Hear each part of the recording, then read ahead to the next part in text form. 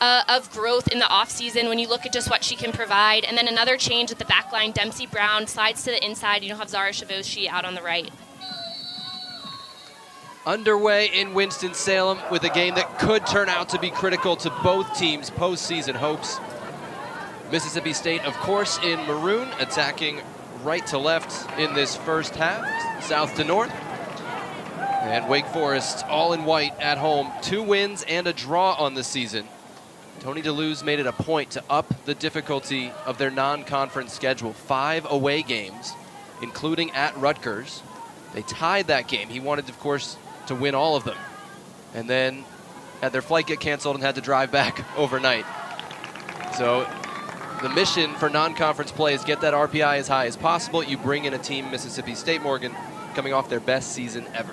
And I also really like the decision to play not just a strong RPI team or a ranked team, but to play an SEC team, because we've talked a lot about just the shift that we've seen in the SEC and the level of play. So this is something that Wake could definitely see in the postseason if they make it to the NCAA tournament. So it kind of checks off a couple different boxes. And we know they'll see a different style of play, a little more athletic, that 3-back system. So it's a very good test for Wake Forest. And like we said, they need the result. Watch the UNC game with Glenn and Casey. Glad you stayed with us. Another win for North Carolina. They make it exciting, though, this new-look Carolina team, as that cross is deflected away for a Wake Forest corner kick in the early going. Here comes a Wake Hanks Forest early corner on, already getting in that 1v1 position. She's so dangerous on the ball, and they'll look for her for some service once she's able to get in line. Emily Morris, one of the seniors honored before the game. They have 15 seniors, Wake Forest, so they have to spread them out. Will deliver the corner on a Mississippi State defense that has not given up a goal this year.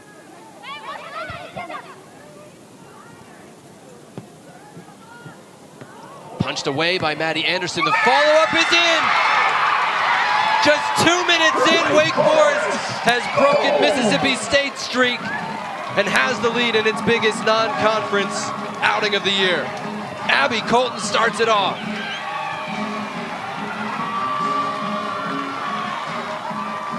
That Wake Forest goal by number 33, Abby Colton. Well, it's Abby Colton in her second start of the season. A really good ball played in. It's the initial pressure from Hannah Johnson on the goalkeeper, and Colton's exactly where she needs to be on the backside. Look at the work done here from Johnson. She gets in past her defender. Nobody is on that backside for Mississippi State. They have to be aware of that player, because that's an easy tap in for Colton. That Demon Deacon goal. What a start for Wake Forest. Both of these teams so sound defensively, averaged less than a goal allowed last year, and both of them bring back almost everybody. So to get a goal 2 minutes in completely changes it. At the other end, Maggie Wadsworth trying to respond. Oh, great defense as Peyton Cahill got some help to clear that one away.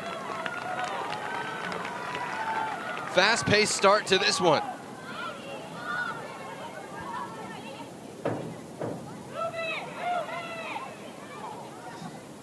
Hannah Johnson of Mississippi State, number 11 on the near side on the ball. Not to be confused with Hannah Johnson of Wake Forest, number 20. Will help you keep them straight. And it's a throw-in for the Bulldogs here in the early going. This is Ruthnie Maturin, Haitian international, was at the Women's World Cup last year, number 26 in maroon. And that pass goes awry. It'll turn over to Wake Forest.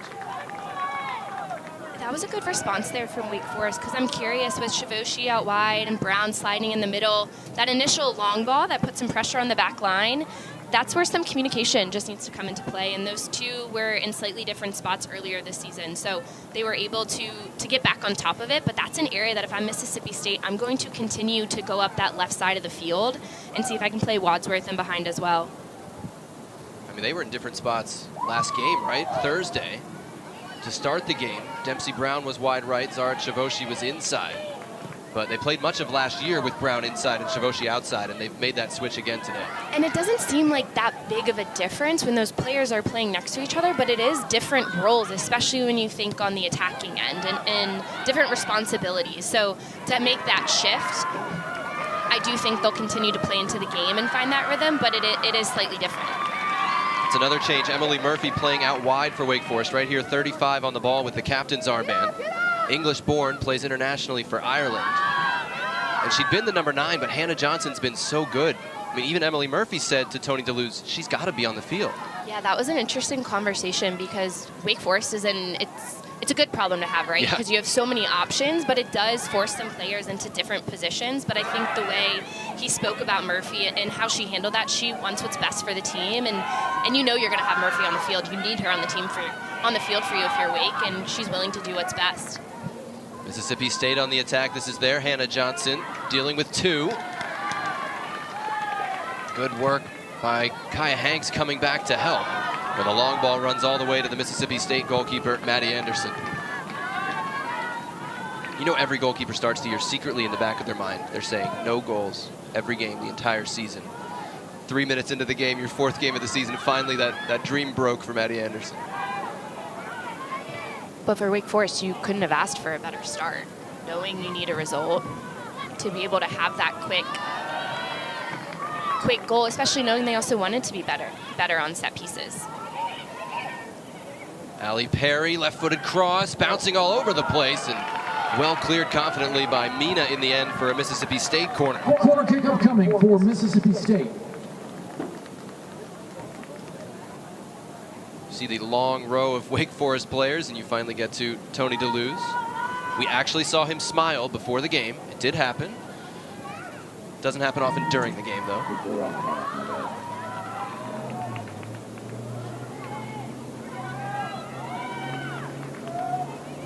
First corner for Mississippi State.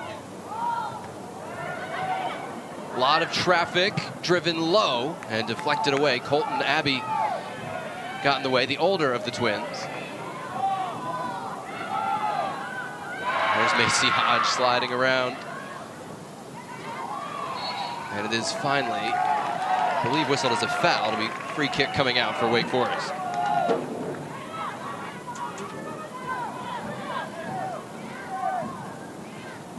There's Tony DeLuz, hit 300 wins last year.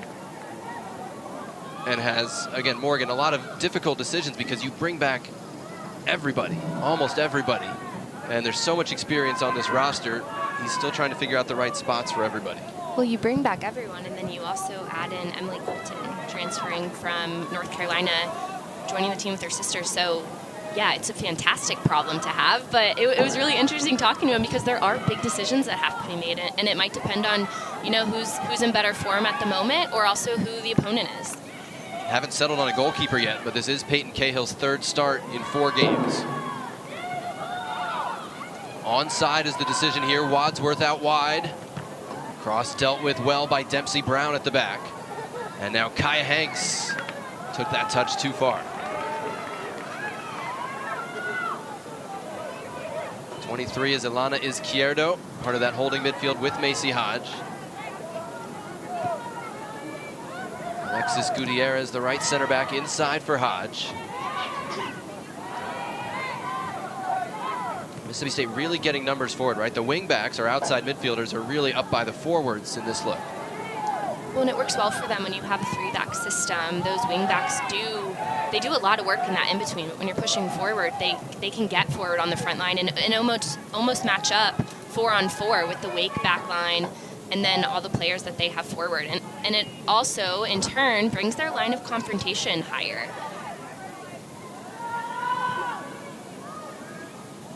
Wake Forest out to the early lead here. Abby Colton goal just 1 minute 58 seconds into the game. Coming from a corner kick, somewhere Wake Forest had been looking for more efficiency. And Jonathan, it didn't work out, but the ball from Ansbrough that was just played forward to Murphy is a fantastic way to beat that higher press and higher line of confrontation because she's almost able to skip over her first option in a pass. She went forward up to Murphy, who played it back. That final ball didn't connect, but I do expect to see more of that from Wake as they build up. Great ball movement to beat the press there, but Macy Hodge took it away. And you can see the work rate of Emily Murphy charging that one down. James Armstrong now in his 6th year as the head coach of Mississippi State.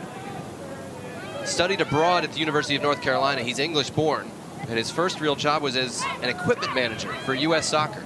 And we're talking under 19 World Cup equipment manager. And he's risen all the way up to the head coach in a situation. This is the best they've ever been. Highest in the rankings. Top Drawer Soccer actually had him at 11 this week and reached the round of 16 last year.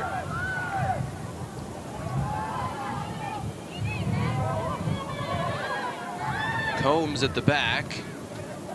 And Emily Murphy just forced her to really turn it over. Well, in looking at just what they've been able to do in the last 6 seasons, I mean, SEC win percentage, NCAA tournament appearances, which was a round of 32 and a Sweet 16. And we had a really good conversation with James just talking about the momentum that can come with that, but also the work that has to go in, because just because you make an NCAA tournament once, it's not a given that you'll make it again. And it's enough work just to get there.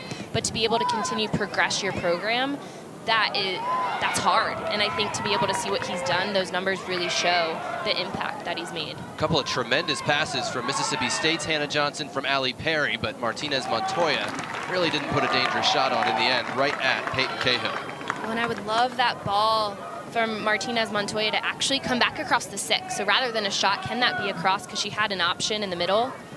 And the angle really closes down. She also was kind of leaning back from the ball, so you know she's not able to step all the way through with some power. Abby Colton threaded that pass for Chavoshi. Hannah Johnson of Wake Forest is onside. Combs trying to charge her down, played across the box. Wide at the back post as Wake Forest continues to threaten.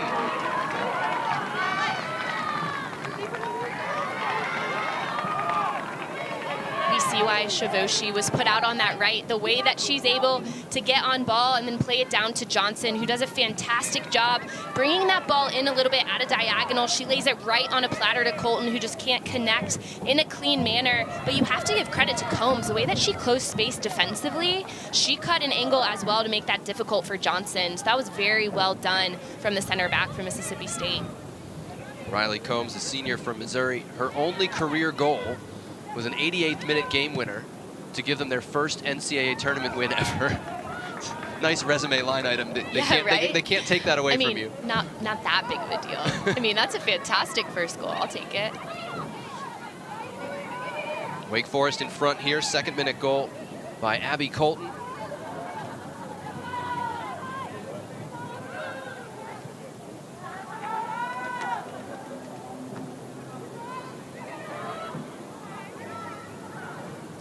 Emily Morris, long ball. 2nd ball is still loose, and Emily Colton won it for Wake. Again, Macy Hodge, I think we've heard that name a few times, won it back. But now Wake with it. This is Chavoshi, another senior honored before the game. Some were in tears. She got a good chuckle out of the pregame video for her. Kaya Hanks going end line. Had the cutback, and Izquierdo recovering, plays it out for a corner. Here comes a Wake Izquierdo has done a nice job kick. centrally being a defensive presence. She dropped in with Johnson when she checked into the ball and then kept her run going, so she's able to stop that cross from Hanks. But once again, you're seeing the work that Kaya Hanks can do one-on-one, and the way that she can get end line. She's so quick, it just takes one step and able to play that ball across. Doing the honors for Wake Forest, number Betty 13, Anderson Emily Morris. dealing with the bugs in this one. We saw that before the game. We saw her swatting one there. First corner kick from Wake Forest produced the game's goal. Emily Morris delivers the second. Anderson in traffic. Got that one away. Wake Forest screaming for a handball. There wasn't any real intent or advantage to that one. It'll be a Demon Deacons throw.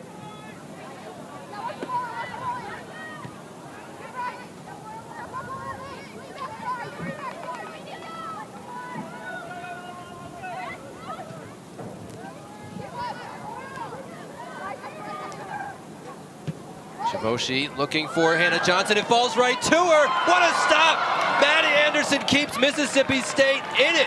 Absolute must save here. Here comes another Wake Forest corner kick.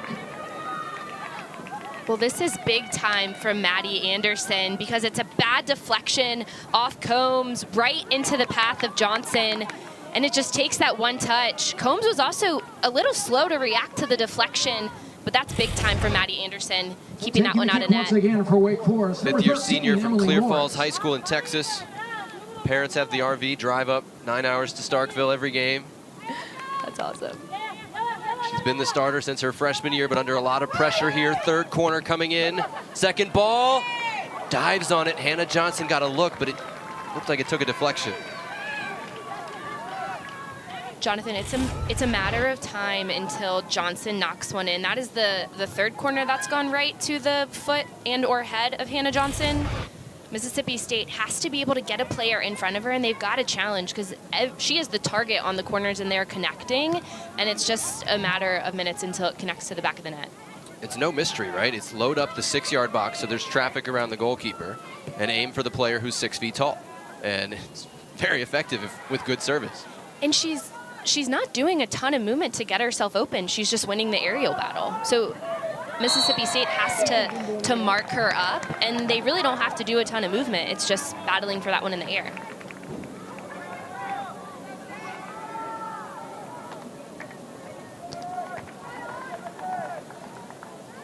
The 16th minute in Winston-Salem. Wake Forest leads on an early goal from Abby Colton from a corner kick. Mississippi State has had chances, but slight edge to Wake Forest so far, Morgan? Yeah, I think the possession has been a bit more purposeful for Wake Forest. I've honestly been a little surprised with the pace that I've seen. I kind of expected both teams to knock it around a little bit more, but it's been higher energy than I was expecting, especially on a Sunday, to be quite honest. Does that favor Mississippi State? I do think it does, yeah, when it's a little bit faster paced, because we know both teams want to possess, but that's what really plays into the strengths of Wake Forest, when they are able to hold the ball, knock it around. One thing we were expecting coming into the game is we were talking about how much will Malaika Mina control the middle of the field and move the ball from side to side for Wake Forest. Quite frankly, I don't think she's touched the ball much because it's been that faster pace. So when it does settle down, it definitely plays more into favor for the Deacs. So right now, even with Mississippi State being down 1, this is the type of game that they would prefer.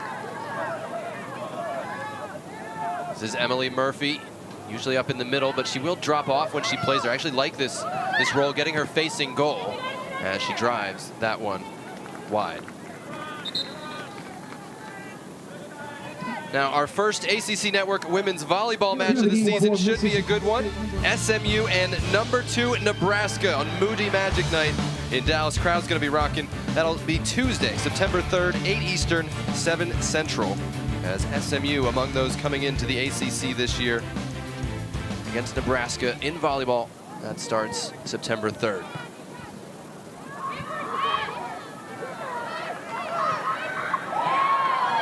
Hannah Johnson trying to turn, fouled by Izquierdo. Free kick in a dangerous spot for Wake Forest.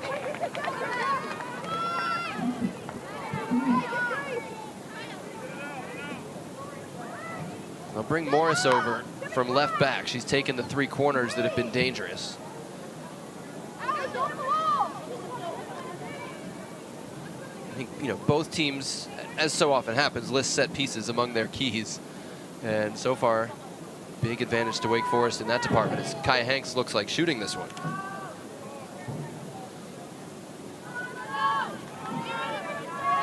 Well, Hanks could even be an option to roll wide and then play it across, but it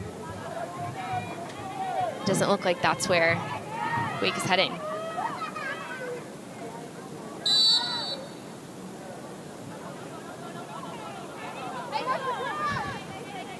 Yeah, she's left-footed. That's the ball they're looking for. Got an open look. Ball ended up rolling to Anderson. There was a brief claim for a handball, and there is a player still down, Izquierdo, for Mississippi State. And we'll get a stoppage to check on her. I don't know how much the dummy run of Morris did in terms of opening up the defense or changing their marks, but there were several players open on that delivery. Well, and it looks like Izquierdo and Ansbrow get a bit caught up when this ball comes in. It was the second one off the touch from Murphy. Not much was created from that original dummy. And it's Buxton and Izquierdo that collide a bit.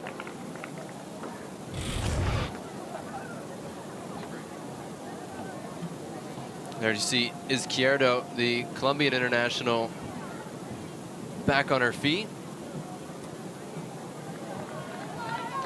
Everybody took the opportunity to get water. And Izquierdo, among those, helped Colombia to the Olympic quarterfinals in Paris. They'd never been that far.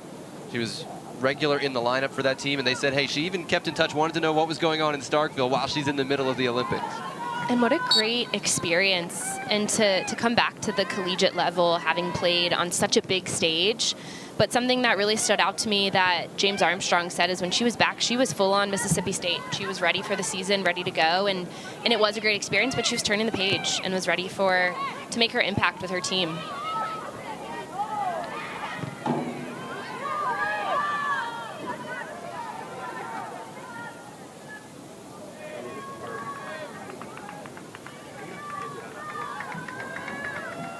So Martinez Montoya, 29, is up top now for Mississippi State. Zoe Main came in, not based on the injury, came in and replaced Wadsworth. So little personnel reshuffling. Moves Olivia Buxton higher up the field. Hannah Johnson is onside, being closed down. Ball still loose and driven over the top by Hanks for a goal kick. What a couple of threats Wake Forest has gotten down this right side. And it's another buildup that starts from the back. It's Brown on the ball, and then she looks to play forward. Once again, it's Shavoshi. She beats her first player, and it's a really nice slip ball.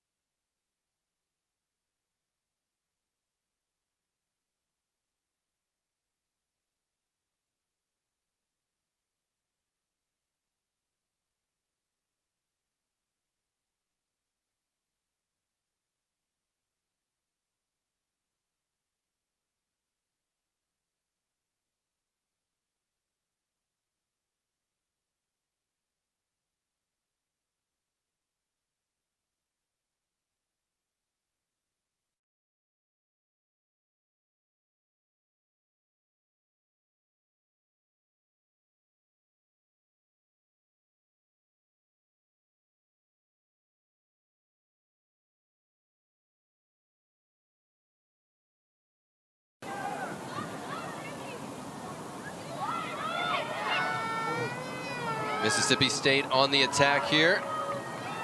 Offside flag stayed down. Hannah Johnson's cross. Controlled by Allie Perry, and she fires it over the top for Mississippi State. Apologies if we lost you for a couple of minutes there, but all good at Spry Stadium in Winston-Salem for fans of Wake Forest, leading 1-0 in this one. Into the game for Mississippi State, number 19, Kennedy Husbands. And we'll save the Hannah Johnson confusion for later as she comes out. Delivered this cross, though. Well, and this opportunity came because it wasn't a great clearance from Wake Forest. It's Mina who gets a touch on it, but Colton can't get to the ball first. So then you have Perry just able to step in. Misses frame, but that's a good opportunity for Mississippi State, and I think right now that's where they're going to get most of their opportunities, is can they pick that ball up from the Deeks in a dangerous position. Kennedy Husbands replacing Olivia Buxton here. Husbands, true freshman from Texas, where they recruit a lot. James Armstrong coached Region 3 ODP and coached in Texas, so he's got a good pipeline going there. They said most of the freshmen and transfers came in the spring, but Kennedy Husbands, who's not in your picture right now, but she's at left wing back, was one who just came in August, and already she's one pushing for playing time.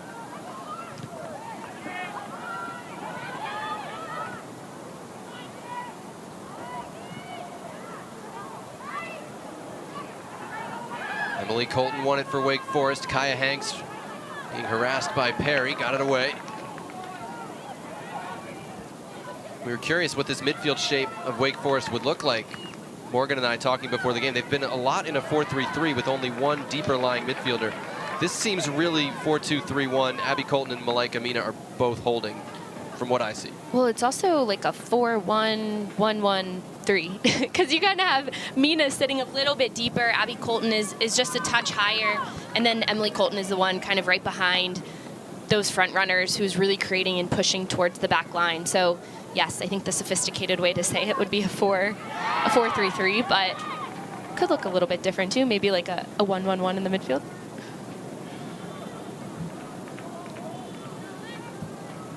There's Kaya Hanks.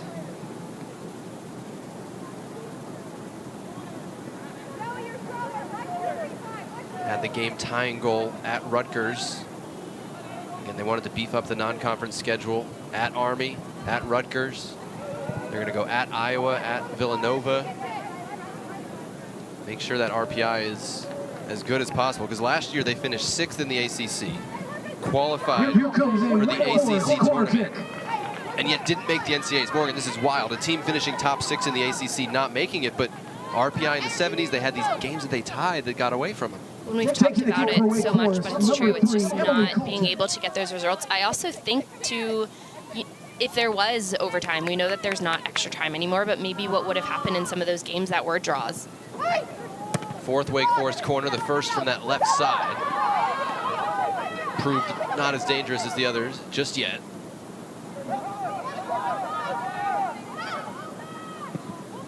That cross puts Anderson under pressure, and a firm catch this time. But I mean, people tune in and say, it's August. What are you doing talking about the NCAA tournament and RPI and all this? This matters. You can't head into conference play with a 70 RPI and totally make up for it. Well, it definitely matters. And we've talked a lot about almost how strange it is to see his team make it in the ACC tournament and not NCAA. But when you get a point from a draw, you're missing those points that could have been wins when it comes to the RPI status. But obviously you get a point, so it helps you with conference play. But yeah, these games matter. And we talk a lot about non-conference is one season, regular season is another, and then postseason is the third. But this really does have important implications on what the postseason can look like, especially with a big, one of the biggest games with a ranked opponent. So Wake Forest does have to get a result, and I think they're looking at this to see how they adjust to the style of play for Mississippi State, and can they put their chances away. Obviously, early on, they were able to prove that. Can they consistently continue to maintain possession and play their game as the 90 goes on? I think that's the biggest question for them as they look for the result. Of course, if you're a fan of college sports, you know about the realignment by now. How will it affect soccer? The ACC women are still having only the top 6 make the tournament, which is going to be crazy competitive as we get a hydration break here with Wake Forest leading Mississippi State 1-0. We'll tell you about more of those changes. We'll bring you more first half action when we come back to Winston-Salem. 1-0, Wake leads.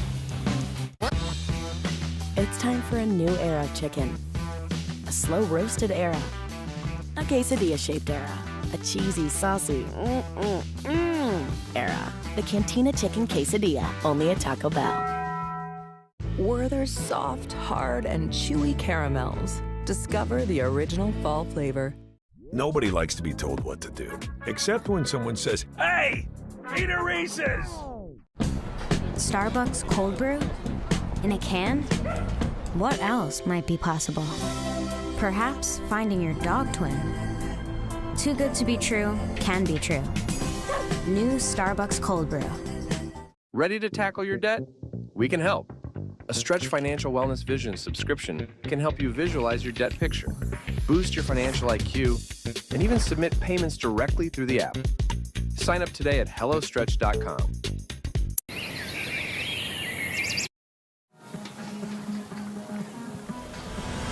Now we know college football got underway yesterday. What a week 1 college football lineup we have for you on ACC Network starting Thursday night. NC State hosting Western Carolina at 7 Eastern. Duke hosts Elon on Friday night, same time. And then on Saturday, our triple header begins at noon Eastern, running all through the day and then all the way up until Monday night, a command center version of Boston College and Florida State. 4 different camera angles, real-time player and team stats. Every game, of course, available in the ESPN app, so you can watch it wherever you are. So glad you're with us on ACC Network this afternoon. Jonathan Yardley, Morgan Bowen in Winston-Salem with you. And Wake Forest leads Mississippi State 1-0 on an Abby Colton goal very early, a minute 58 into the game. And nothing further has separated the teams just yet. Mississippi State coming off of a Sweet 16 appearance last year, ranked 20th in the country by the coaches, 3-0 in the year with a win over Baylor. Under their belts already. Comes in as, you know, again, technically the ranked team in the matchup. Wake Forest also returning everybody from a team that reached the ACC tournament. Certainly didn't feel like an underdog.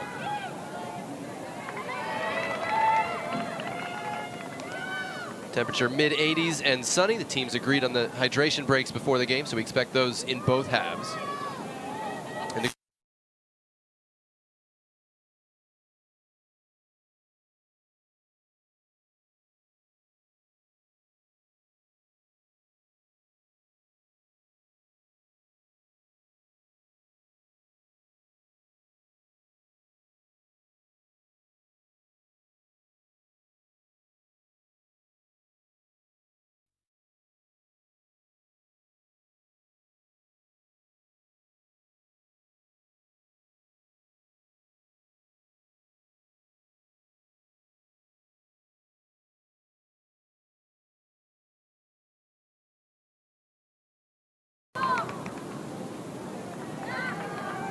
Well, we're back with you. 28th minute. Apologies for that.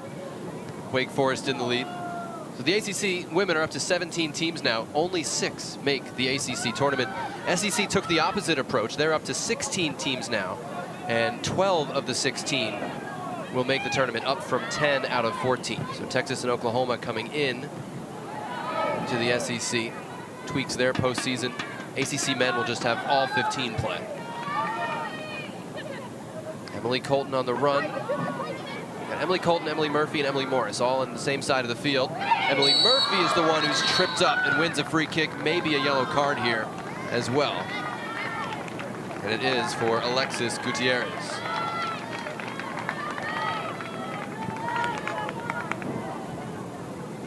Senior from Brentwood, California.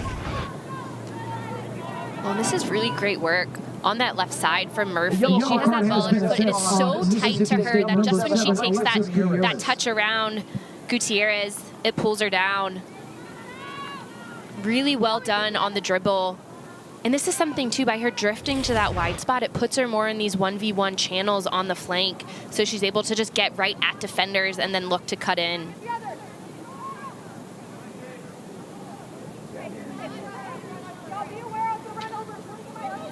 Murphy, of course, started at North Carolina, a couple of years there, and then transferred to Wake, and now is a big part of this team. Holds it there. A couple of fakes. Emily Colton played it low, and Maddie Anderson, safe hands, scooped that one up well.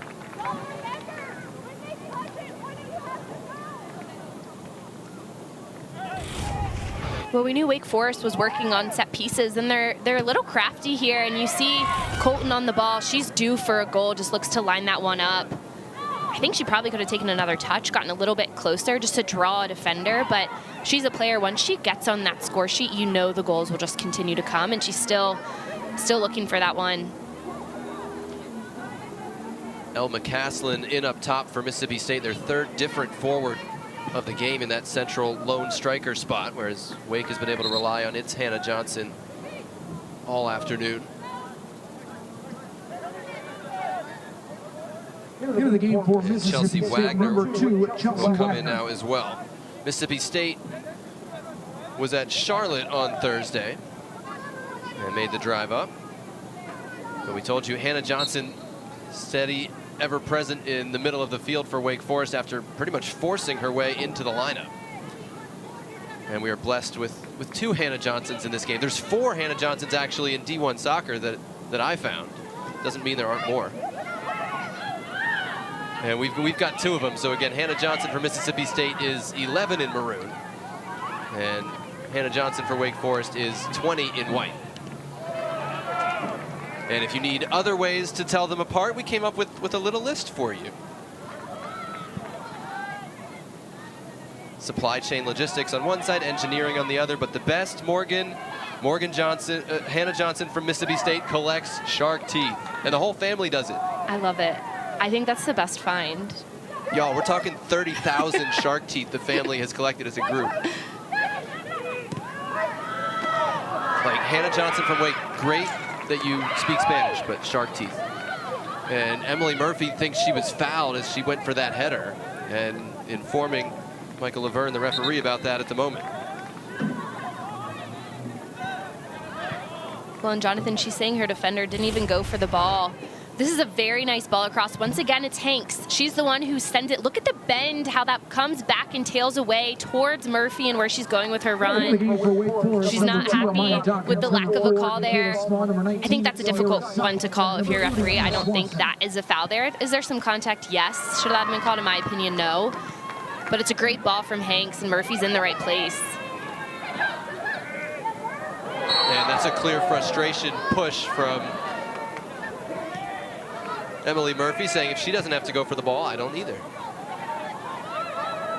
Changes for Wake Forest in a couple of spots. Nikayla Small, number 4, who typically starts in the midfield, came off the bench today. She's in.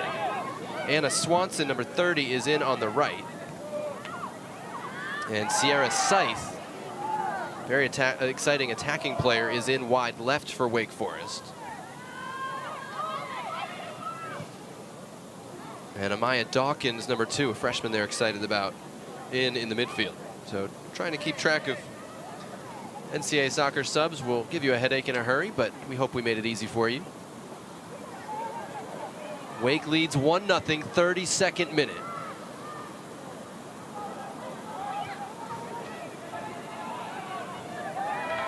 Here is Malaika Mina looking for a switch of play. Big switch finds Swanson. I think, Morgan, we were thinking about that. That was the first time that happened all game, but we'll get back to that. Reminder. Oh, we'll hold off on the sub. Okay. So, yeah, we were wondering how much are they going to use Mina to switch the play. That was really the first time, and we're 33 minutes in. Well, that was the first time, and it also was a big ball across. I kind of expected to see her a little bit more checking to the ball, rolling it to the other side of the field, but this game has just shown itself to be a little bit more direct, and Wake Forest has had a lot more success with the back line finding that entry ball. A lot of it has come from this right side with Shavoshi, with Hanks getting forward and playing the entry pass into Johnson. So, yeah, I do think also with the substitutions that came into play, now it's opening up the game in a little bit of a different manner. So I think we'll see Mina on the ball just a bit more. Maya Dawkins missed one pass and turned it over there to Hannah Johnson of Mississippi State. This is Izquierdo in the middle.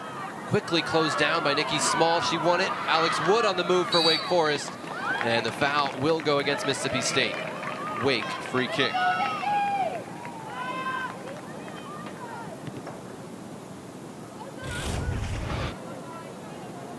This is a good challenge in the middle. It's actually a double down. It's Small who does the work to get back and puts her body in there and then gets pulled down. You always wonder how people will handle coming off the bench when you're used to starting, and it's going to happen. Again, with the experience both these teams offer, they're going to be lineup changes. And you see Nikayla Small waits 30 minutes to come into the game, but instantly is buzzing around the ball. And that's all you can really ask for, because it is a bit of a different, you're starting the game in a different manner, and it doesn't seem like much, but if you're not there at the start to kind of work your way into the game, when you come in as a substitute, you have to inject that energy, and I think that's exactly what she did. And also for Wake Forest, yeah, they might see this a lot, and it also might be happening to a couple different players, depending on who the opponent is, and today it was just Small, but a really nice job from her coming in and doing the work defensively as well. The 5th corner of the game for Wake Forest. 4 of them have been from this side, and the other 3 were all very dangerous, accounting for a good percentage of Wake's 9 shots on the day. So Emily Morris, the left back, delivers again. Anderson calls and catches. Not enough traffic in front of her. She got a clear sight of that one. And that's also the first corner kick without Johnson. So there's no, the target didn't seem as clear for Wake Forest, and that was a pretty simple win for Anderson coming off her line.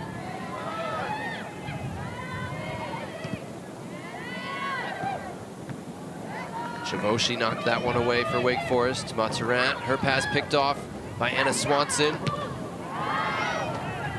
Seen a couple of dangerous runs behind this three-woman backline of Mississippi State. Wake Forest unable to find them since Johnson left the game.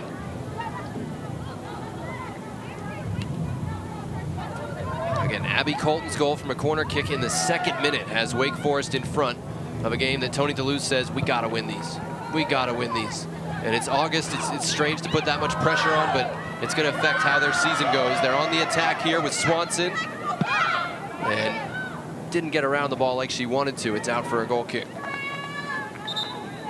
Now, a reminder, tomorrow night, 7 Eastern, 6 Central, ACC Network grants you an all-access pass to Syracuse football. The final episode in this 3-part series debuts tomorrow night. You'll get never-before-seen footage and sound from Fran Brown and the Orange players and coaches. A look behind the scenes you can only get one place, right here on ACC Network. You actually see the earlier episodes in that series following our game this afternoon. A couple more changes for Mississippi State.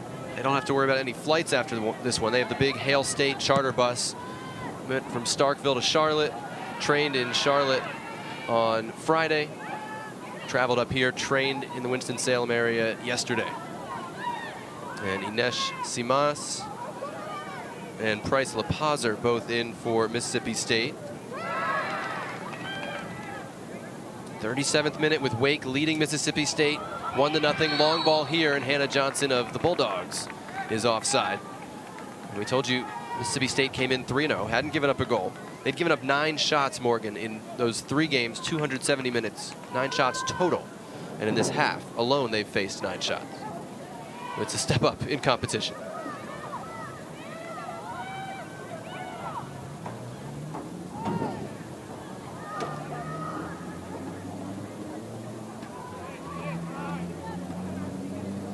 Peyton Cahill with it at the back. She's being pressured by Mississippi State right now. She's also being pressured for this starting spot. Paige Nurkin started against Temple the other night, and Valentina Amaral is just back from injury. And Tony DeLuce says we have 3 really good goalkeepers. They could all start for us. It sounds like Morgan, though, he wants to pick one. He's not going to do any of this 45-45 split thing, and Cahill seems to have the inside track right now. He spoke very highly, though, of all 3, but definitely seeing Cahill out today, it does make you think that she is the one who has more of that nod right now, but he also didn't seem completely decided on who was going to be that starting goalkeeper. Cahill 8 starts last year instead of Maddie Howard, 4 shutouts and a 0.63 goals against average. We told you it was a very good defensive team. Maddie Howard has moved on, starting for Michigan State now.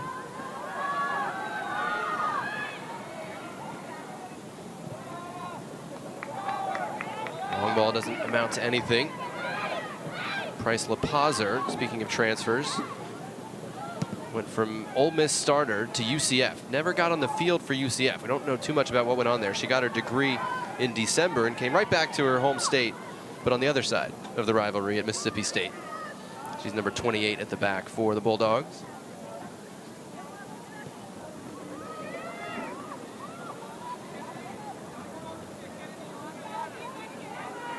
$11 meetings this year in non-conference play scheduled between the ACC and the SEC. This is the 5th one.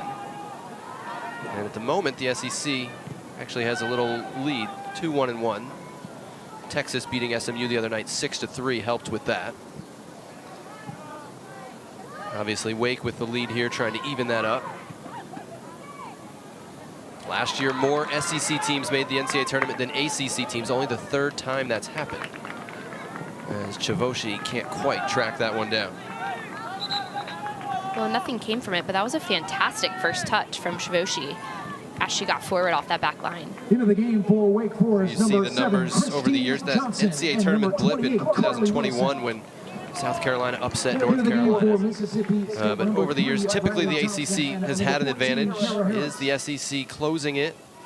Remains to be seen. But certainly these two are prime protagonists this year. It's really the biggest test for Mississippi State. You see a couple of changes. The other ACC teams they've played in the past, Miami and Boston College, are typically in the bottom half of the standings. New coaches on each side hoping to turn that around, of course.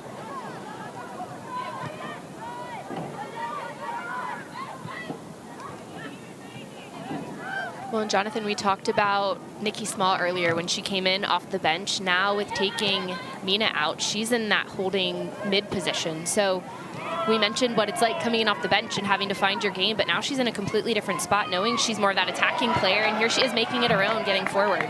She'll try it herself from distance. Too much over the top.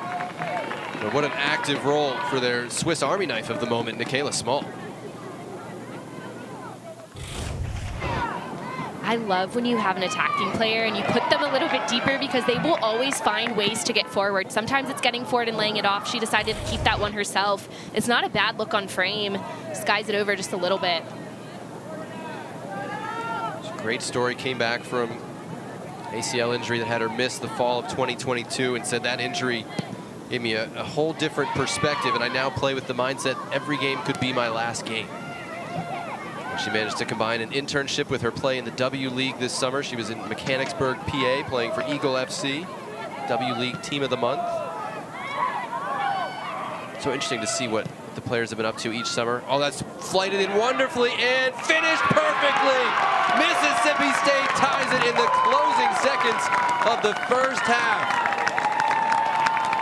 What a finish up top from Kara Harris, the freshman with her first career goal, and it's a big one.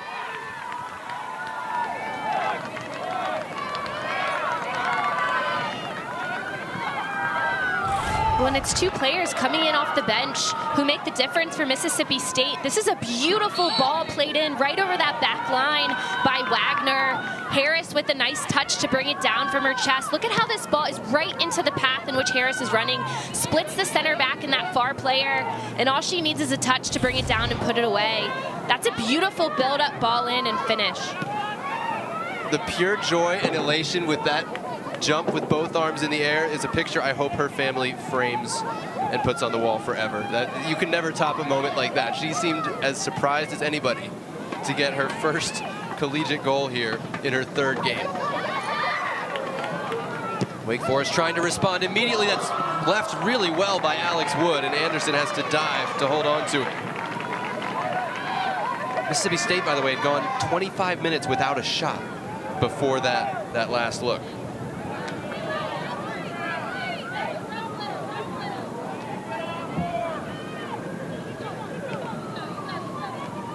Both sides with a lot of changes. And the depth giving Mississippi State a chance to tie it here. Wake Forest trying to respond. And La Paz are able to tackle that one away from Small.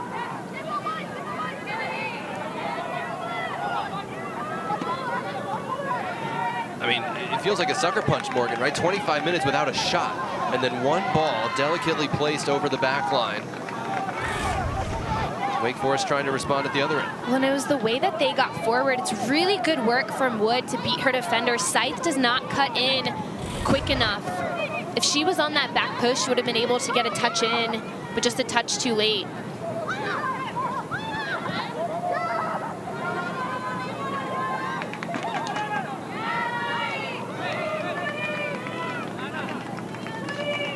You get the feeling that goal has put some life into Mississippi State here. Coach had to be warned. He was way out of his technical area. I mean, not close. There's Kara Harris, who tied it from Round Rock High School and Lone Star SC, where James Armstrong used to coach.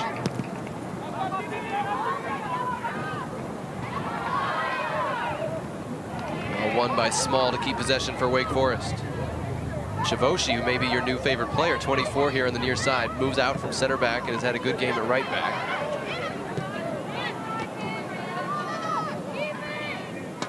Really well done by Izquierdo to not only intercept that pass, but find a teammate at the same time. But Simaz dispossessed. It'll be a Wake Forest throw. And that's good pressure from Dawkins. It's in a tight area. It doesn't seem like a lot, but that's what allowed Wake Forest to win that possession back. Pazzer knocked that one into the middle. Harris connecting with Riley Thompson. This is Husbands.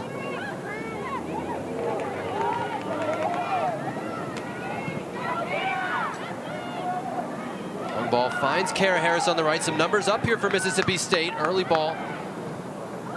Now it comes in. Thompson. A little sloppy right now with each team. Again, going deeper into its bench. Sunday game early in the season. You're going to see a large part of the roster in the game, and again for Mississippi State contributing. 10, 9, 8, 7, 6, 5, 4, 3, 2, 1, 0. Time runs out on the first half. Wake Forest felt in control for much of it, but the late goal from Kara Harris turns that narrative on its head and has us all tied up 1-1 through 45 minutes.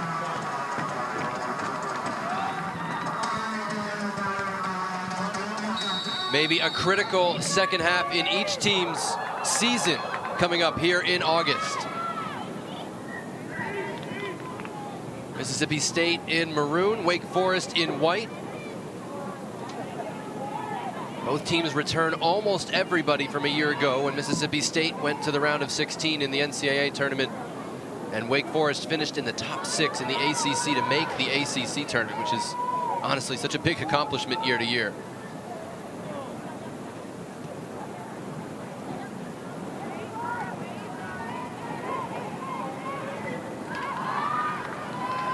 Right away, is this a shape change, Morgan, with 4 at the back for Mississippi State? I'm kind of surprised, quite frankly, to see them go to that 4-back system. We saw a personnel change later in the first half, but I think for them, also hearing Coach Armstrong talk about how they gave the ball away a little bit too much, I think for them it's just playing a little bit more conservative. How can they hold on to the ball? I do expect to see them shift back into that 3-back, I think, as they continue to try to send numbers forward, but I am a little bit surprised to start the half to have 4 in the back. Yeah, it's 4-2-3-1 at the moment with Price LaPazer at left back, shifting Gutierrez, number 7, from one of the center back spots out to right back. And a dangerous ball back here. Rough touch by Maddie Anderson under pressure. She was able to get it clear toward the Deektown side. Well, and Jonathan also talking about shape.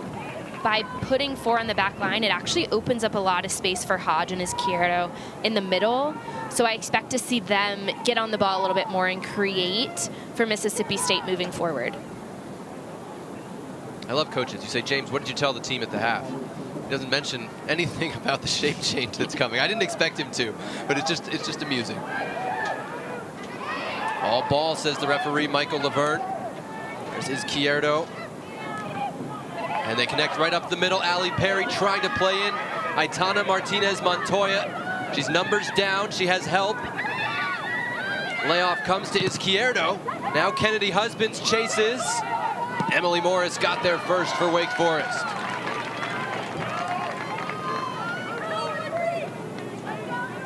Now Mississippi State played in a 4-back plenty last year. Right? They had an international trip to England in the spring and their normal spring schedule. They've trained 2 shapes. But this is the first time we've seen a lot of it this fall in a competitive game. This is their 4th game. You just see a little bit of moments of being unsure of where to go, right? I mean, Gutierrez was kind of looking around like, who takes this throw in? Oh, I'm the right back. I do. We'll see if they can get comfortable and cause Wake Forest some trouble here.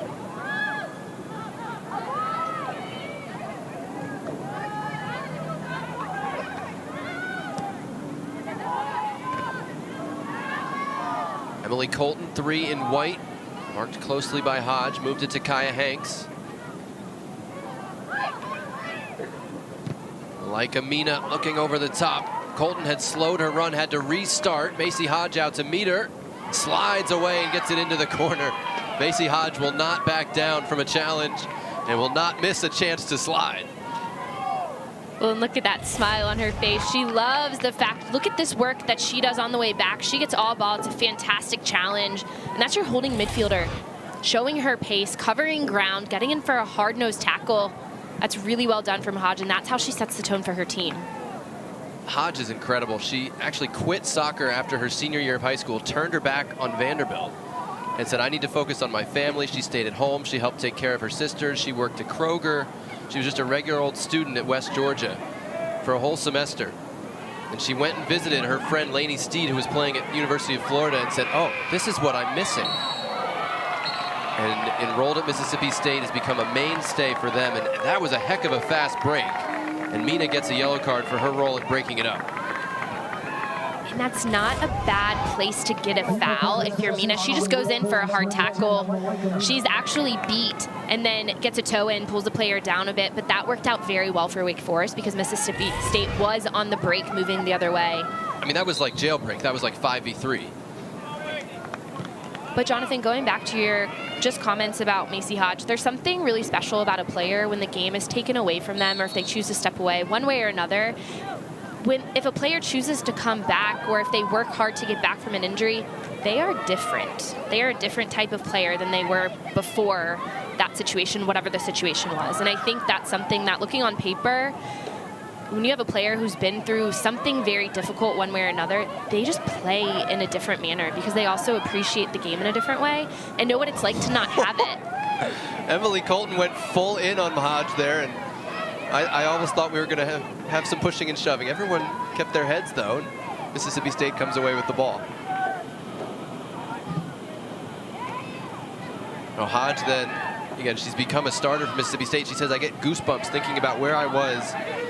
Hadn't played in a year, couldn't pass the fitness test, couldn't do this, couldn't do that, to where I am now. Oh, look at that crunching tackle. And Mina is down. It was clean. Anyone on both teams would tell you that, but the play did result in Mina going down, and that will be the end of the laughing for everybody. So that's real concern for Malaika Mina, who's just been a mainstay for Wake Forest.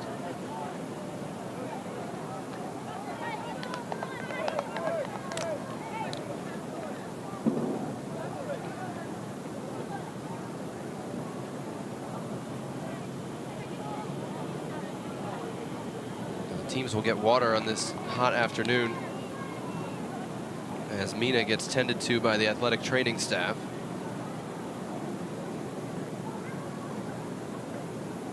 Emily Morris, the player, staying with her.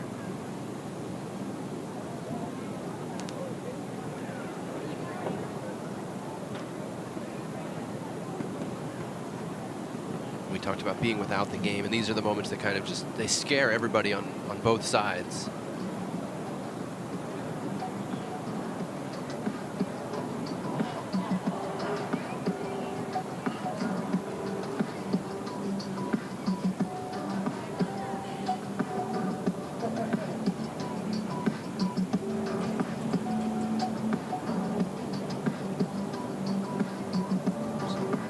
Obvious concern on the Wake Forest side as they await Malaika Mina.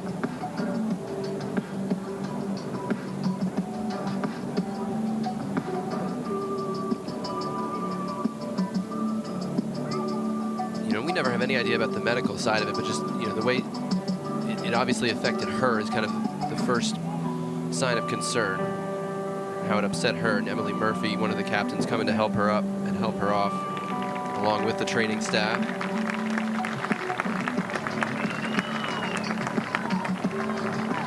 And you hate to see that at any point for any player, and especially when you look at Mina and the impact she has on this Wake Forest team.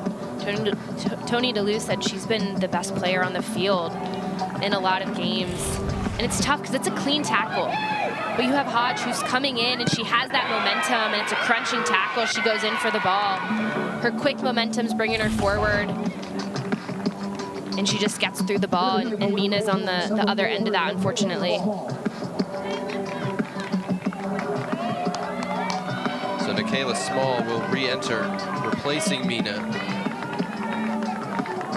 who's in obvious agony.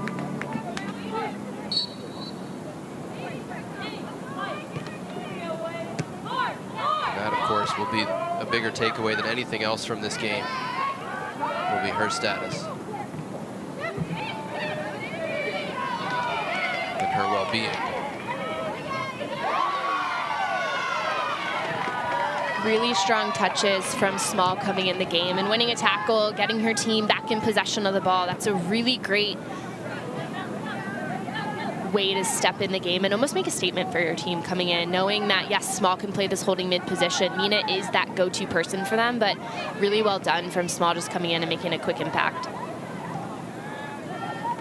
So 51st minute, 1-1 game.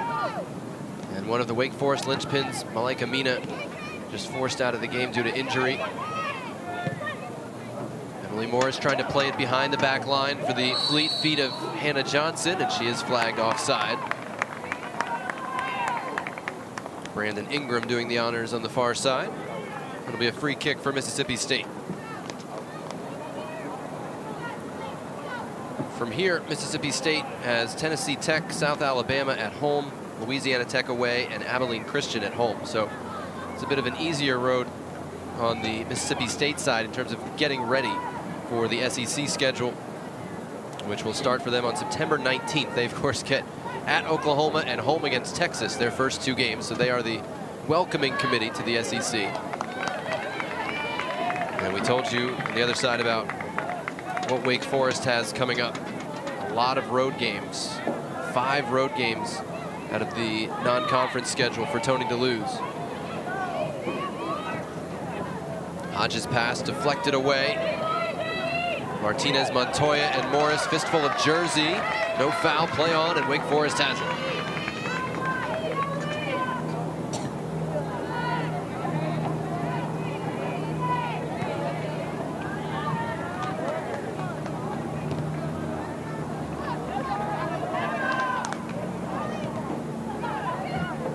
Neat dummy by Colt, but it didn't work out as the recipient of the pass wasn't in the right spot.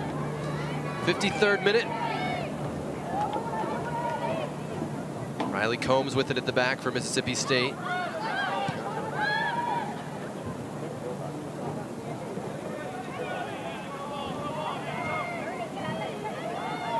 Right, but isn't that angle strange for Gutierrez as a right back there?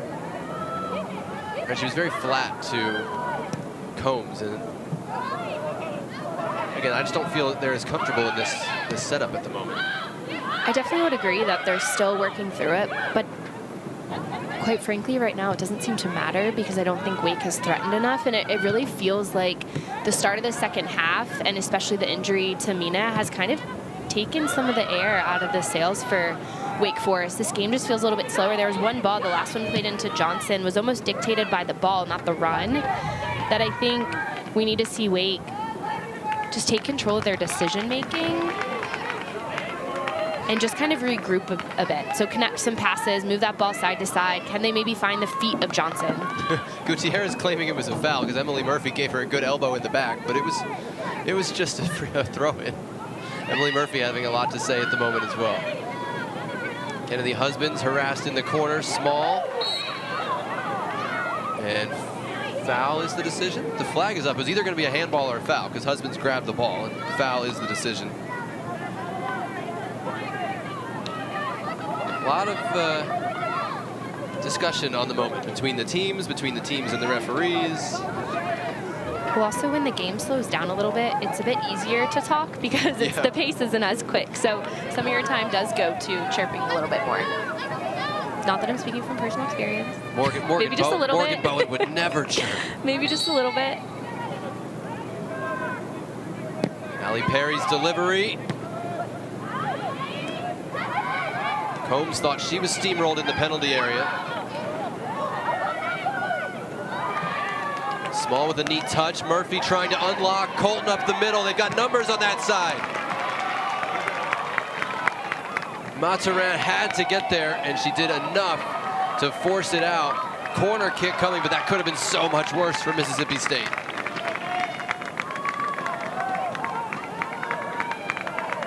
If Johnson gets to the ball there, they are in on goal. Or if that ball was played in for Emily Colton, it was kind of played on the other side of her, but if that was played more centrally from Murphy, Colton would have been in behind, but it worked out well because she had that second runner in Johnson. Really good defensive work on the way back, but still another opportunity for Wake Forest. We know their better chances from corners came early in the first half when they had Johnson. She's marked tight, but there is a bit of a height disadvantage for Mississippi State. 6th Wake Forest corner, Emily Morris delivery. Johnson was the target, and Anderson was glued to her line that time. She was not coming out for it.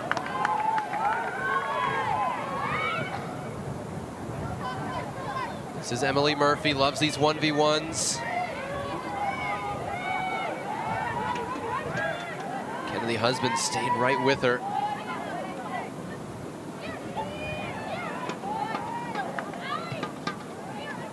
Izquierdo was caught of two minds. It was in between Perry and Husbands, turned over to Wake.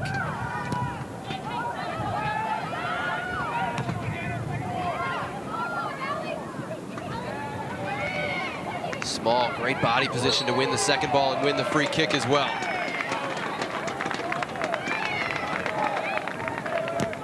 They'll applaud for that here at Spry Stadium.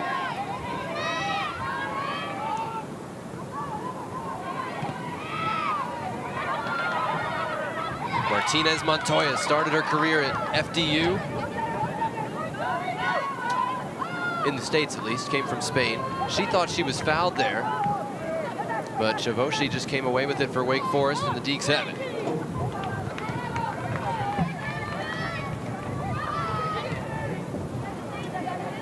"12 minutes into this second half. No shots in the period for either team. Shots were 11-5 Wake at the half. They're 11-5 Wake at the moment.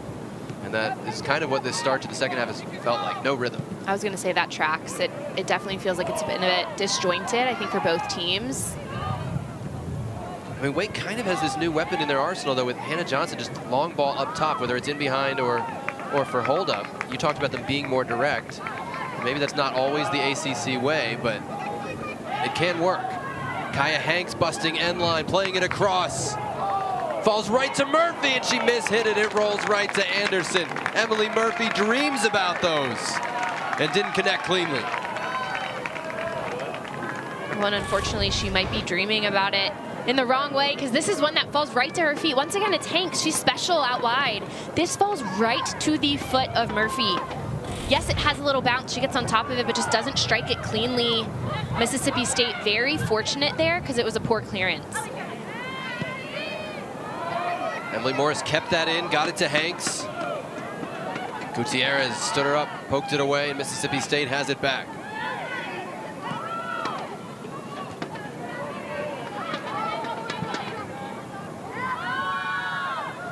Morris back heel, but not to anyone on her team. Oh, the tackle. How about Nikki Small getting into that one? Wake going early again, and it's not over the top, broken up by Combs.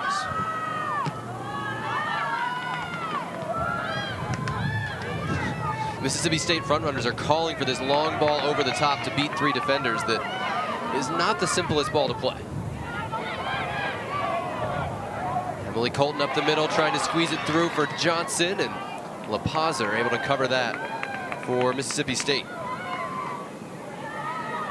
That touch from Emily Colton might not be looked at again because it's such a small thing, but the way that that ball comes in, she opens her body up. It's right in front of her. She doesn't have to think twice about where that ball's going. It is in her path. Those are little things that as a young player, you have to juggle. You need to practice these things. That's why, because in the game, that touch just becomes second nature. Allie Perry on the run. Waited too long before trying to slide it out, and Chavoshi broke that up. Yeah, but say she didn't have to think about it for a second. That's just instinct by this point. They got the timing right. It was an onside run, but enough bodies there for Mississippi State to deny Colton a clean look. Emily Colton committed to North Carolina as a freshman in high school. That's when you know you are blue chip recruit. Her sister Abby didn't pick a college until her senior year. Went to Wake Forest. They wanted to be nearby, even if not teammates. And now after couple of years at North Carolina, they get to be teammates again. Emily Colton, number 3, saying, "I don't have words to explain what it feels like to play with my sister again." Abby wears 33. But my favorite, though, is the shade, though. Abby, as a freshman, her Wake Forest bio, right there, twins. Her Wake Forest bio just said, has a younger sister, Emily. We're not going to say that we're twins. I'm older by 5 minutes. That makes me the older sister. Wait, did we check now? Does it say twin sister plays for Wake? Did we change it now that they're on the same team or no? You're exposing that I don't remember the answer to that. Sorry. Not intentional. I think she probably kept it. I'm sure yeah, it's work to go back and change that, you know. The parents actually relocated to the research triangle, so I don't know if they've kept that place and are still making the drive down I-40 for all the Wake games or what. Free kick for Mississippi State. Again, set pieces for each team have been dangerous in this one.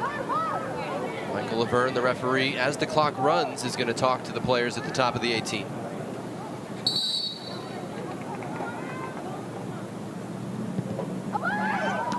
Emily Murphy, first header. Still pressure on the second ball. Of course, Macy Hodge is there, and it's a goal kick for Wake Forest. We can just have Emily Murphy and Macy Hodge square off 1v1. I would watch that. I was going to say, I'm really watching this chatter, and that is where the competitiveness of some of these players completely stands out, because it's just a small little thing. There's an extra bump here. The ball goes out. I'm going to hold the ball a little bit longer in my hand, so you can't play it yet. Gives us a chance to tell you about our first ACC Network women's volleyball match coming up Tuesday, September 3rd, when SMU hosts #2 Nebraska.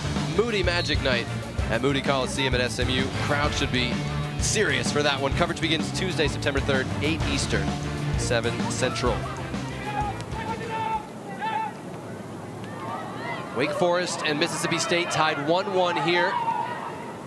And we've seen more direct play, I think, again, than maybe we expected. And the expectation was, oh, that favors the SEC team. To be determined whether that will be enough for either team to come out with a win here. Nobody's too interested in a draw. No, a draw would not suit either party, and Wake Forest is clear they need a win. And what I want to see them is, can they bring this ball to the left side? Can you get Hanks on the ball again? Because she has proven she can go at Gutierrez and get around her. The one time she tried to cut centrally, Gutierrez was able to step in and win that. So if I'm Hanks, get that ball, go on your left foot, beat the player, and then bring the ball across, because you know you have Emily Colton in the middle, Abby probably on the backside, and then you have Hannah Johnson, who's that target. If I'm Wake Forest and I want to play direct, it's got to go up the left side, because then also if you want to switch it up, then you can pop it to the right and you get Murphy with that ball at her foot. If you're looking for where that would be, Kaya Hanks is out of your picture, but she's on the near side for us, the left winger for Wake Forest, #9. Right now it's the right back Chavoshi to throw.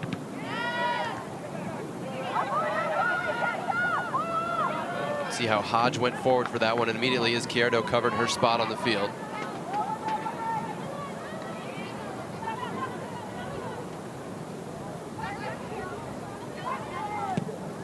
Gutierrez looking for Maggie Wadsworth, just back into the game for the first time since the 18th minute, #21.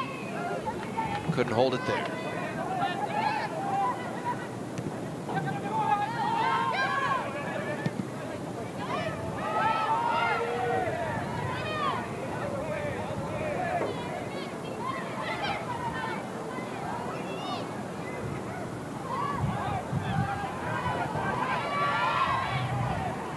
Chavoshi with the hard step and does commit the foul. Free kick, Mississippi State.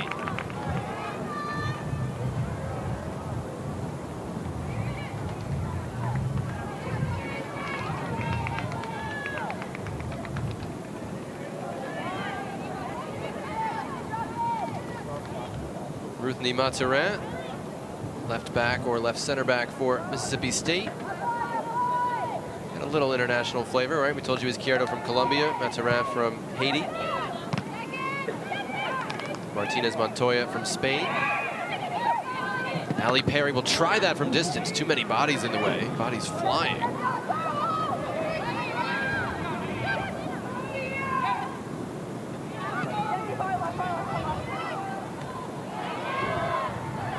Mississippi State wanted the foul call in that. Instead, it'll be a Wake Forest throw-in. They thought LaPazzer had position, and Johnson clipped her as she came by. And so Hannah Johnson of Wake Forest, #20, target forward will come out. Sierra Scythe will come in. She goes out wide on the left. Again, Morgan's going to like that matchup if you're Wake Forest. Scythe against Alexis Gutierrez, and it'll move Kaya Hanks up top. Well, I'm also interested to see the pace of Hanks because she's been able to get by on the flank, but we've seen all game Riley Combs has done a very nice job matching up against Johnson. So I'm curious the movement we see from Hanks to get herself free, and knowing we've seen Wake play a little bit more direct, can they maybe find Hanks in behind? Yeah, and I was wondering, why doesn't Emily Murphy go up top, right? We've seen her more centrally than Hanks, and I think that speed might be the answer. Yeah, I was expecting to see that change as well and see Murphy slide into the middle. But that's my first thought, especially knowing with the ball in transition, Hanks is still the lone forward. Boy, Allie Perry can pick a pass. She started that one, but second ball not connected. Mississippi State gets it back. First time look, and Peyton Cahill. Glue on those fingertips, pulling it in. It's a fantastic save from Cahill. One of the first times she's really been challenged. But given away, and Emily Morris commits the foul. Free kick in a dangerous spot for Mississippi State. And that's a place after a great save. You have to be able to maintain possession. Mississippi State just picking that ball up off Wake miscues, truly. It's really well done from Cahill. But then the ball is just given away. This ball is played in a complete 50-50 position. At that point, Morris has to bring the player down. She wasn't even looking. I mean, that's the biggest part of it. But this is a set piece in an incredibly dangerous position. I'm expecting a shot here if you have runners. It's got to be Allie Perry, right? Number 5 with her hand up. She's shooting this. Cahill fumbles it. And it's scrambled away by Wake Forest. Out for a corner. Oh, that was close.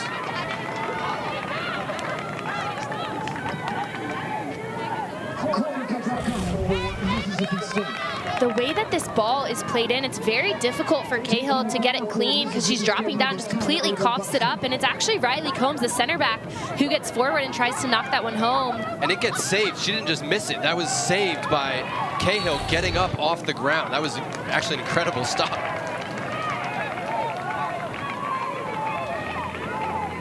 And what's good there from Cahill as well is because the way that this ball was played from Perry, it forces Cahill off her line. She does a good job getting her first step and getting there, but it's not clean the way she holds on to it.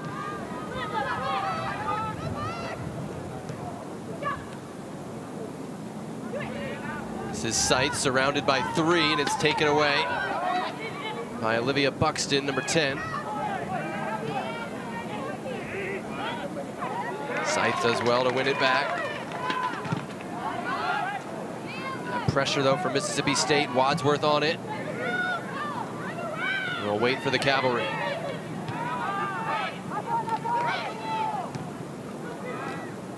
A little toe poke into the dangerous position there, but Wake Forest had numbers around the ball. Oh, that's sloppy at the back. Little miscommunication. Players not sure if the pass was intended for them. Mississippi State is on the front foot right now. LaPazzer early looking for Wadsworth. Offside flag stayed down, but no runner off of that and a blind pass, and it's scooped up by Cahill.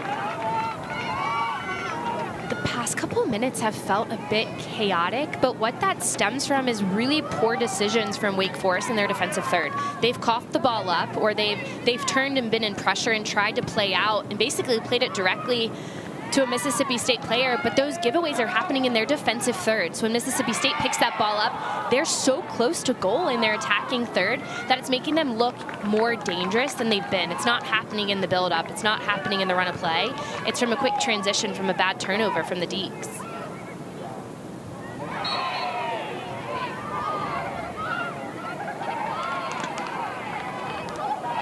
Only one shot this half for Wake Forest. We're 25 minutes in. Well, and what I'm curious about, too, Nikki Small has done a fantastic job coming in and playing that holding mid. I'm curious what this would be like if Mina was in the game. Would she maybe show differently, and would she be an option for the outside backs in a different manner? I still think Small is doing a great job, but is it maybe a difference of personnel that the outside backs just can't find Small?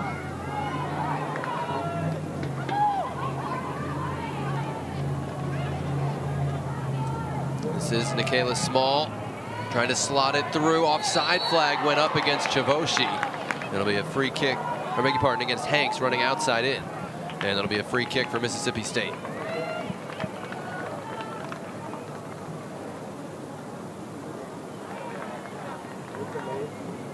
71st minute, 1-1 game.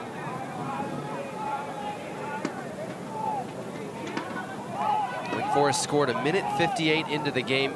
Took advantage of a corner kick that wasn't punched convincingly clear. But Mississippi State scored shortly before halftime.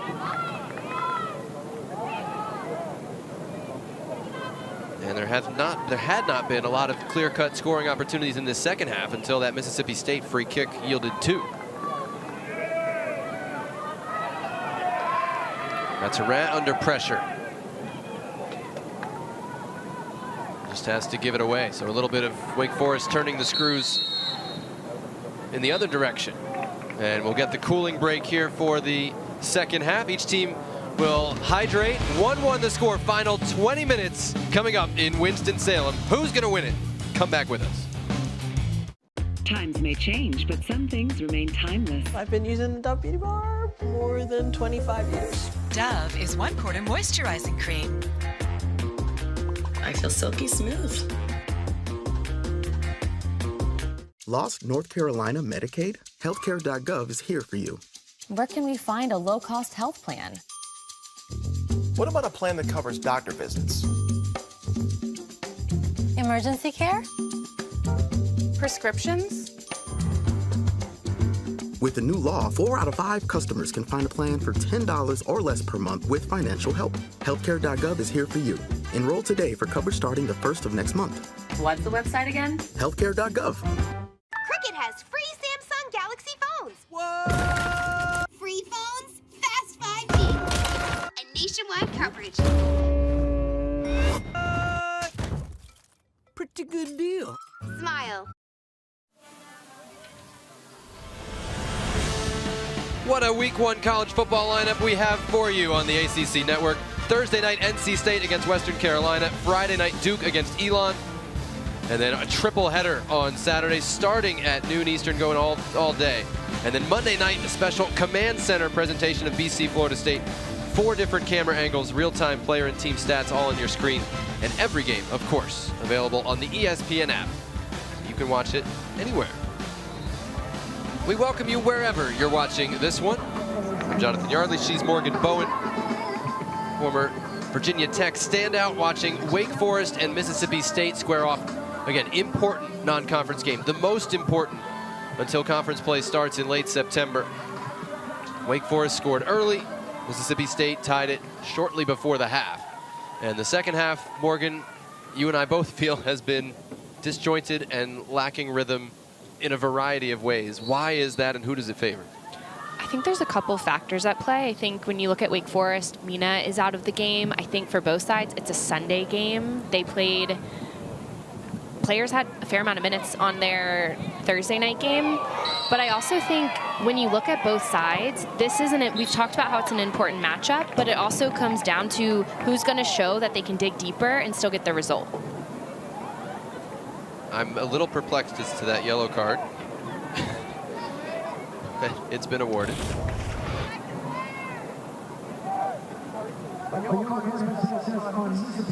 She heads the ball. She runs through a player to do it, so you be the judge. Well, and Colton definitely gets the rough end of that tackle. Do I think that's yellow card worthy? I would say no. Could I see it being foul? Yes. Right.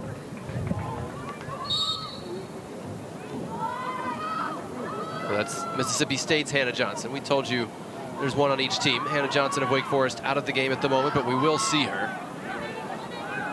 We are confident in the remaining minutes. Neat footwork by Emily Morris.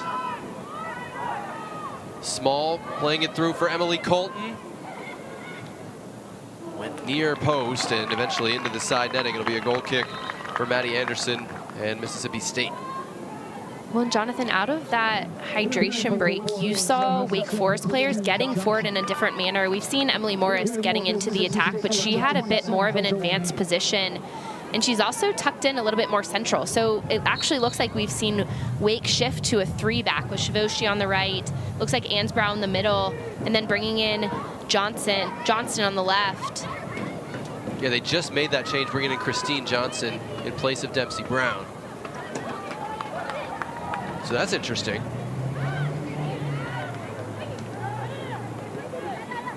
This will be the first time we've seen any kind of look this way from Wake this year. Zoe Main got past Johnson. Was she fouled? No. And Ansbrough brings it backward to the goalkeeper, Cahill. Well, and I'm not surprised to see Wake Forest shift. I think it's a little early to see them go to a 3-back, but they know they need a result. So this is a good test for them. How can they adjust in game? Granted, you get a little bit of a timeout situation with the hydration break, but how can they adjust to try to get the result that they need? Hanks with space in the penalty area. Cuts one defender, shots deflected. Anderson knocks it around the post. Corner kick coming as Wake Forest turns up the pressure.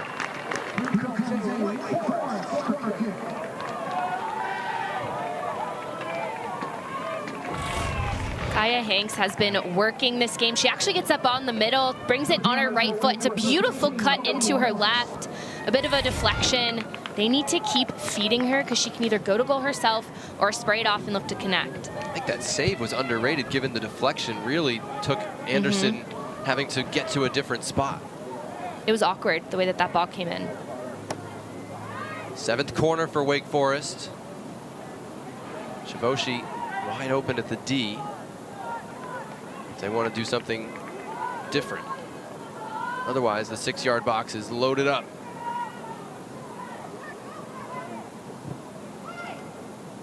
It is Chavoshi, and her first touch took her the wrong way.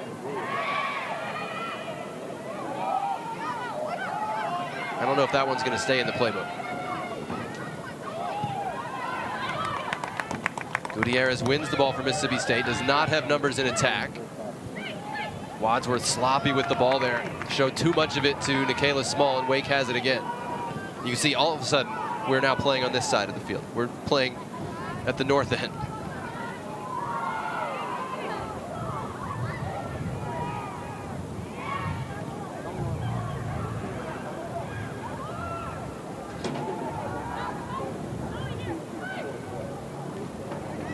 Macy Hodge won it back for Mississippi State.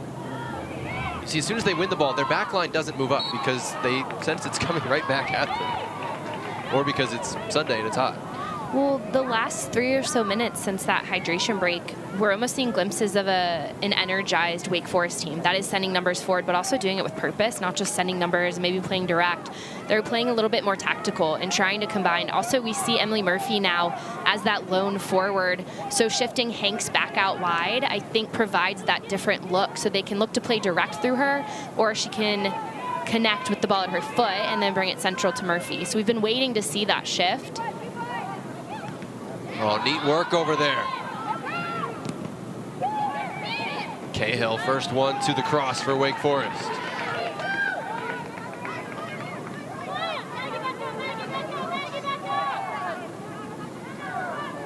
Really good control by Olivia Buxton for Mississippi State. Just juggled it over a defender. I know it's just a day at the park for you, but.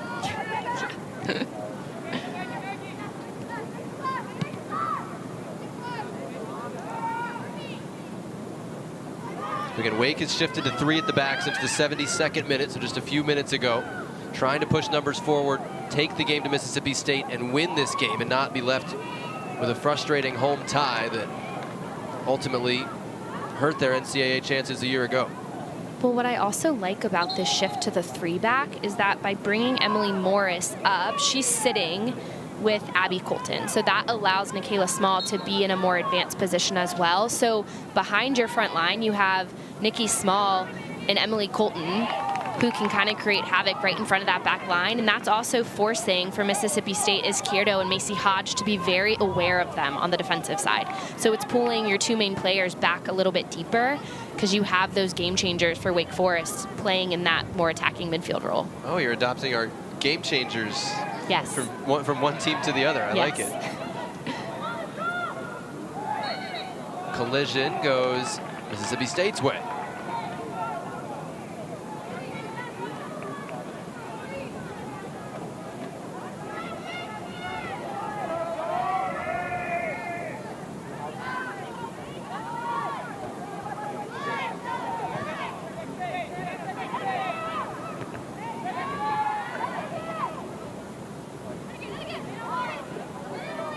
Touch by Hodge away from pressure. Mathurin lofts it long.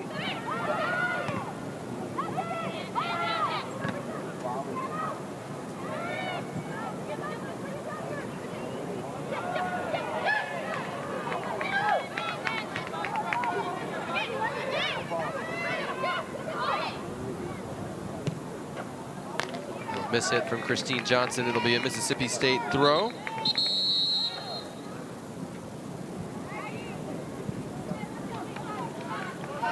Of course, the ACC football season continues Thursday night. We'll have you covered in Raleigh. Number 24, NC State hosting Western Carolina. The ACC Huddle pregame show starts at 6 Eastern. And then when the game's over, the crew will be right back with a complete breakdown. Friday, right back at it in Atlanta. Pregame for Elon and Duke. That coverage begins at 7 Eastern. Nobody covers the ACC like we do. That is true no matter what sport. You see Riley Thompson in for Mississippi State with Wake Forest flying the ACC flag this afternoon. Price LaPazert with a step to the ball, but took her player out. It'll be a free kick for Wake Forest.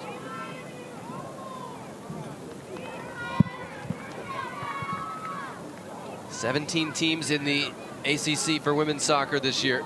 6 will make the league's postseason tournament.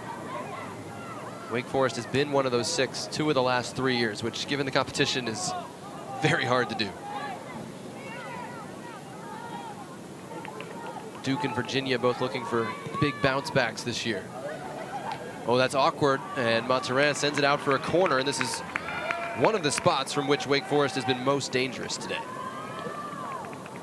We've seen a lot more touches for Monterrey in this second half. And overall, she's done a really nice job, even with some high pressure on her. But that's a giveaway that she's going to want back, because you get Wake Forest in a really dangerous area.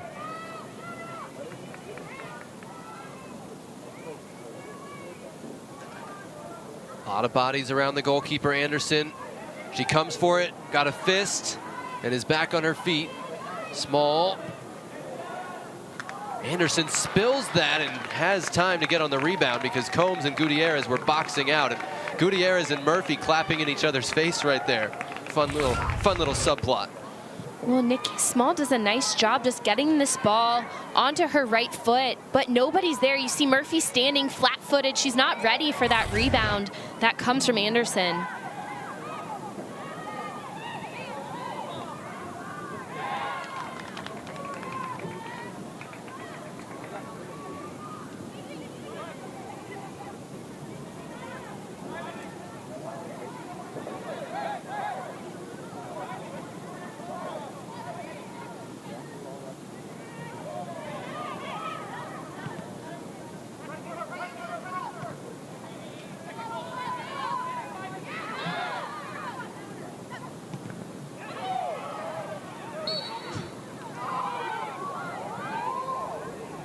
Well, there are a couple different reasons for which that free kick could have been called. Wake Forest with the ball is the outcome in any of them. Christine Johnson went short. Sierra Seitz's pass was read by Hodge and just cleared out for a throw.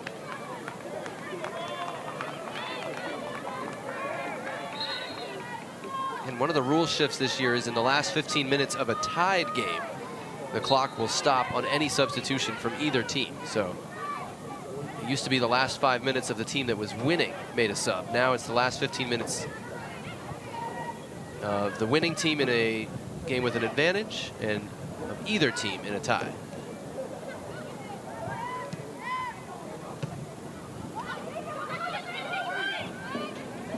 Thompson gets to that one. Rolls it centrally for Izquierdo. Tried to cut back on Emily Morris. She was not fooled. Into space for Kaya Hanks. They don't have numbers, but they do have Kaya. She puts her head down. Mataran slides it out of bounds. Corner kick, the decision.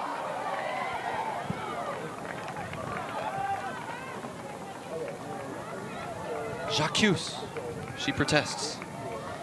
Jonathan, I've said her name a lot, but haven't verbally said how strong she's been today. But Emily Morris, who stepped into more of that holding midfield role, is the one who picks that up. And this ball that the texture that she put on it, the way that it laid in, it's Hanks. I agree. I don't think that's a call. But that ball in behind was dangerous. She had her player beat. But it's a nice little touch from Monterrey. 9th corner kick. Sent it to a deeper spot, and Ansbrough couldn't do much with it. Wake Forest with the second attacking phase. Small will try her luck. And it didn't really challenge Anderson in the end. May have taken a deflection on the way through.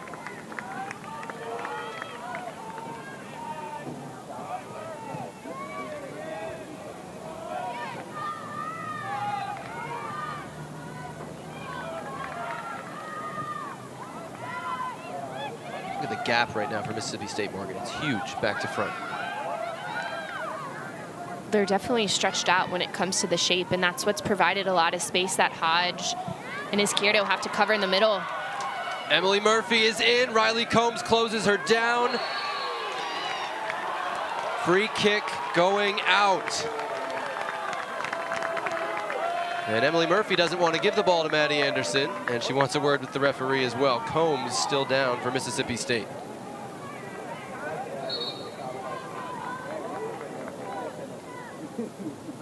Clock will stop here, 84th minute.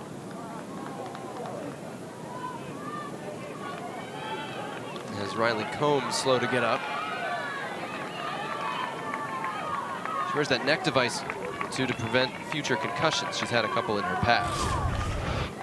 Well, Riley Combs has been absolutely fantastic for Mississippi State. She cuts off this angle from Murphy to where Murphy then has to drift away from goal, and she can't get anything clean on it because that ball that was sent in is in the perfect spot. But defensively, Combs could not have played that any better.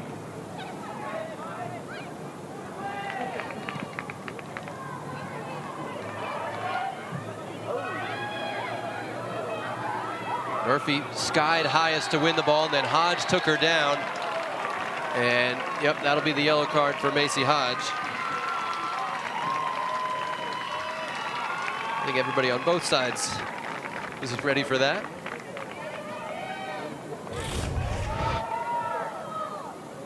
And Murphy has that ball on her foot. Definitely a card. This game's starting to get a little bit chippy because you can tell both teams are wanting this result, and it's coming down to the end. Maybe not as clean as they would both hope. I think Hodge also did that not just to get in on the tackle, but to try and make a statement as well to slow this down for Mississippi State. Well, there'd just been a physical challenge, right, with a player kind of bouncing off Murphy on the ball in the air, and that heightened everybody's intensity. So free kick here. Now remember, Morris has been doing all of her service left-footed, so even though she's standing to the right side of this ball, we saw her run across it once and then step back and deliver left-footed. And that's the play again. And it's dangerous again.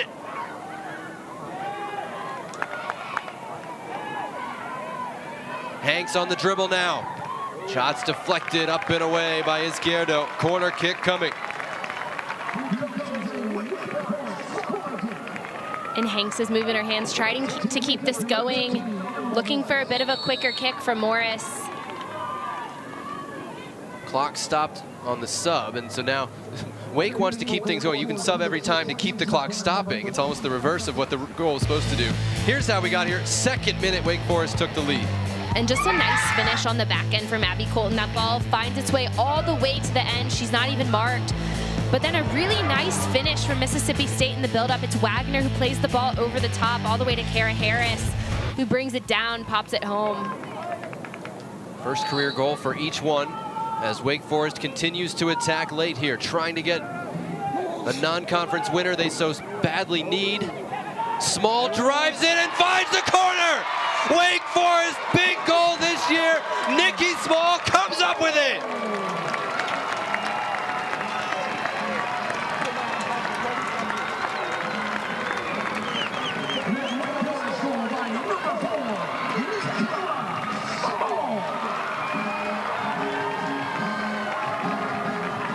We gotta win these, Tony DeLuce said. Nikki Small came through in the big moment. Small has been open at the top of the box. The last 3 corner kicks, this one falls down and she puts it away in the right place. It's the early run to draw defenders out. Look at the strike from Small. The way that ball spins, Anderson tries, cannot get a foot on it. A beautiful finish from Small. She wanted that one and placed that one home. Instantly, Wake Forest went to 4 at the back. Dempsey Brown is back in the game at center back. The shape is totally different, and Wake is going to try and see out the big non-conference win they felt they so badly needed.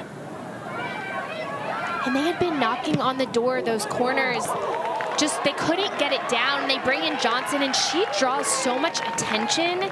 So when you have Hanks running towards the ball, they're trying to also shift defenders that way, and it opens up Small even more because nobody's going to go to the top of the box. They should, but they're so worried about those other players.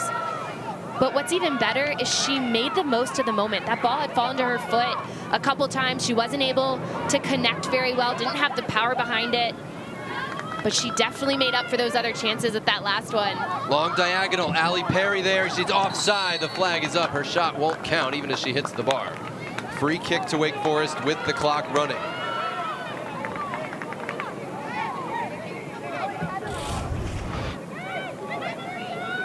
And I like this ball all the way across, but Perry definitely drifts too far forward. It's actually two players. If she can take her first 2 steps wide to the sideline before she goes forward, it'll buy her some time and allow her to stay on side. I hadn't really thought about this, Morgan. Now if you're losing, don't you sub at every single opportunity to stop the clock? Like every time.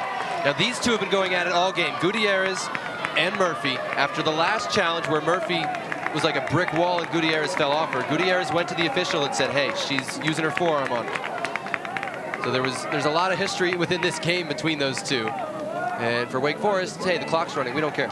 I was going to say, there's been chatter between the two of them, but it honestly works out really well for Murphy right now because it keeps the clock going. No foul called on this one as Riley Combs comes away with it. She's a little more subtle.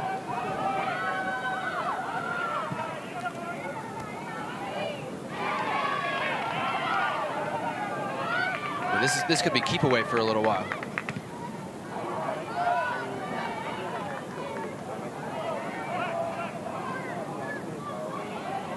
I know people are, again, going to say, y'all are talking about this game in August like it's such a big deal. I mean, this is a difference in 10, 15 spots in the RPI if you hold this win for Wake. This is no joke. It's a big win if they can hold it for RPI, but it's also a really big confidence booster for them, especially as they get closer to conference play, because we talked about it. They had some good draws in conference play, but they also had some really bad draws, and that's what set them apart as well. So this can show them when they play a good opponent, they can fight. Maybe it's not the prettiest game the whole entire time, but they can squeak out a result, because that's also what'll make the biggest difference. Both goals coming from corner kicks. Set pieces was definitely on their list of things to improve. Macy Hodge into the tackle, wins the ball for Mississippi State. Throw in will stop. No, it doesn't stop the clock now that you're losing. That's the difference. When I think Wake Forest will take away, there's still some work to do when it comes to set pieces and corner kicks. You can see they're trying some tricky things. They do need to tighten that up a bit, but what they've shown is they can be dangerous and they can put pressure, and it'll force a second or third ball. And Nikki Small is proving that they can put it away as well. So there's still work to do, but definitely a good momentum builder for sure. I also like you get a chance to use your we're losing formation, right?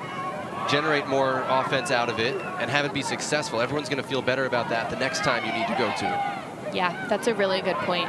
And also doing so with different players and holding mid, because you would have expected no matter what formation we would see from Wake Forest, their holding midfielder would have been Malaika Mina. So with her out right now, it's also showing they can put some other people in there, maybe have two in a low block, and that they can still compete and potentially get a result. So they stopped the clock there because Martinez Montoya was down, but no trainer, so she's up, ready to continue. And that saved 10 or 15 seconds for Mississippi State here. 91 seconds to go, separating Wake Forest from its biggest win of the young season.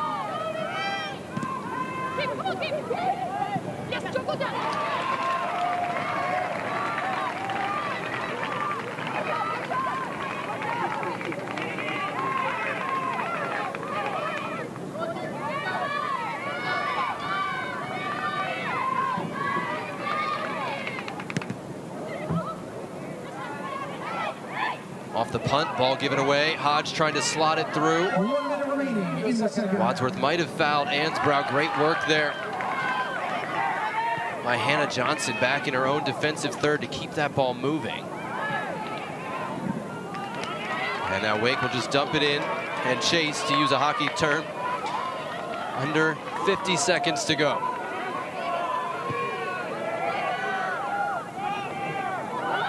Martinez Montoya chasing the second ball. Hanks just lifts it clear up into the trees.